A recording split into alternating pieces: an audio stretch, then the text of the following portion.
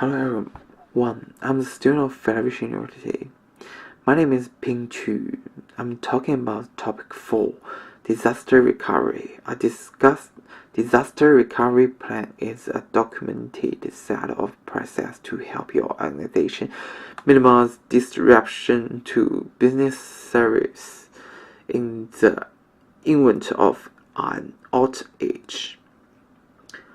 The plan should include detailed procedures to be followed before, during, and after a disaster. Its purpose to ensure a certain level of stability and systematic recovery after a disaster. The disaster recovery plan should detail what employees need to do in the event of a disaster. What communication between the employee is required and the time frame within which critical IT service need to be restarted. It is also a good idea to include a description of key role and responsibility so that anyone assigned to a particular role understanding about the required of them when an outage occurs. There must also be a process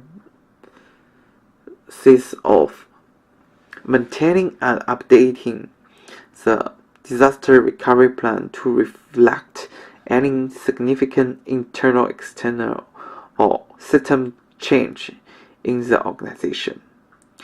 Effective planning, disaster recovery planning is about constant interaction and communication among different stakeholders and employees within the organization.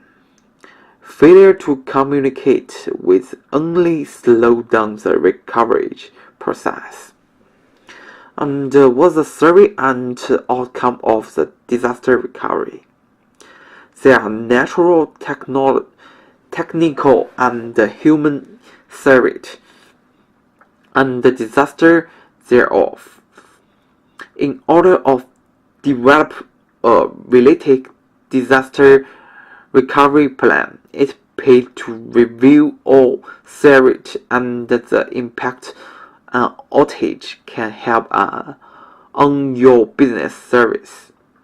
You need to create a risk analysis and business impact analysis that covers the full range of potential disasters your organization may face and then look at how you can respond to each from a day-to-day standpoint and the potential long-term consequences the disaster may have on your organization.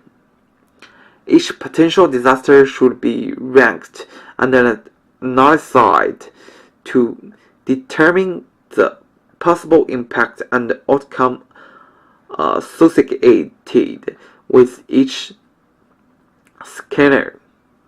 This will give a framework of issues that need to be covered in the disaster recovery plan. And finally, to ensure that the disaster recovery plan will work efficiently, you will need to test it and survive any issue they have.